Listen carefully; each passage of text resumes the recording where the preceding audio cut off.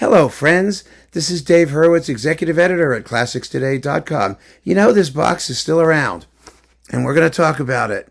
Adolf Busch and the Busch Quartet. Wow. 16 fun-filled CDs of historical chamber music and a little bit of orchestral stuff as well. A wonderful, wonderful selection. I thought it was gone forever, but I was looking on Amazon, which, as I mentioned before, is just a garbage dump of impossibilities and trying to find stuff. And this was around, and it's not expensive, and it's fabulous. So, and you know, it's now on Warner. See the W, not EMI. So this is great. Great news for you historical fans and for people who like, you know, famous older dead musicians. And who doesn't? It's classical. It's got to be dead, right? So here we have it. Let's see what's in here. I don't like all of this stuff equally well, but there's some nifty things. I assure you. All right, let's see. Let's see how we start. The Busch Quartet. Now, the Busch Quartet was absolutely one of the great ensembles of its time. And you get, let's see, Beethoven, a whole bunch of string quartets. Not all of them, but most of them, including like all the late quartets, which is, I mean, this was a big deal back in those days. So that's nice to have. They don't give you the dates. And you get, the Grosse Fuga arranged by Weingartner. Ooh, the orchestral version. Let's see here. It's the 30s. Figure the 30s. You know, they should tell you very clearly when all this stuff was recorded. Do they?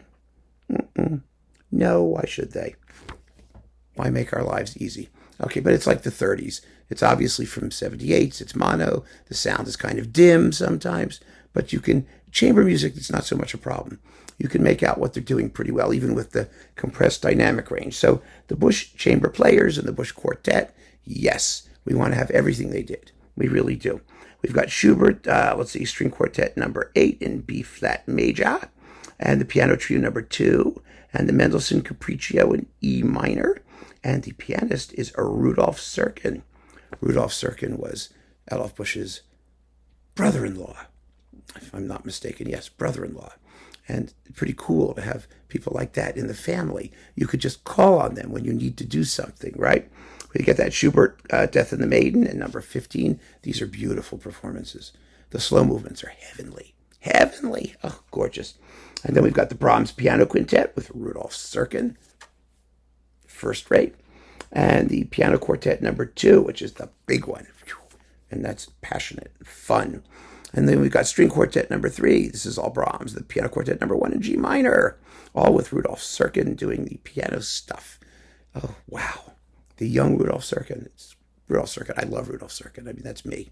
I think he was just a fantastic pianist. And hearing these early recordings, they really are iconic. And with such fine string playing as well. I mean, this was the best that the period had to offer. Let's put it that way. It really was. I mean, if you were around in the 1930s, you were in good shape if you got these recordings. So, then the Clarinet Quintet with Reginald Kell on clarinet and String Quartet number 1. So that does Brahms. Then we've got Beethoven Violin Sonatas 5 and 7. And the Schubert, the C major Fantasia for violin and piano. Oh, I love that. That is so beautiful. That's with Busch and Serkin. And then we've got Brahms Violin Sonatas. And also, let's see, the Horn Trio with Aubrey Brain. That's Dennis Brain's dad. I mean, you're even a generation before the Dennis, which is like phenomenal. Again, with Adolf Busch and Rudolf Serkin.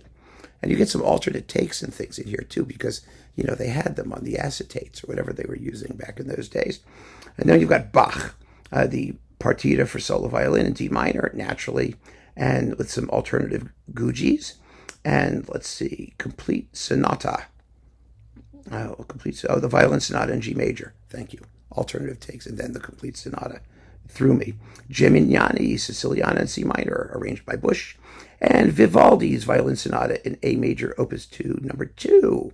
That's with Busch and Rudolf Serkin on the piano. Oh, yes. On the piano. Mozart, Piano Concerto number 14, with Serkin, the Busch Chamber Players, and the Serenata Notturna, the Adagio and Fugue in C minor, and the Violin Sonata number 25 at F major, and Schumann's Violin Sonata number 1, and Rager. They always did Rager in those days. Serkin was a big Rager person. Violin Sonata number 5. Let's see, just the second movement. Yeah, they gave us a break. Let's see here. Where are we up to now? Oh, my goodness, we've really been flying along, haven't we? Yeah, we're already up to CD 14. CD 14 and 15 and 16 are the Bach Brandenburg concertos and orchestral suites with Rudolf Serkin at the piano. Yes. And Marcel Moise flute. Yeah. And Evelyn Rothwell, a.k.a. Mrs. John Barbaroli, playing the oboe. I mean, this is fun. Fun, fun, fun. So, these Bach Brandenburgs and orchestral suites are of the period. What can I say? I don't like them. I mean, people respect them. People admire them. I understand why. There's no question about the musicianship.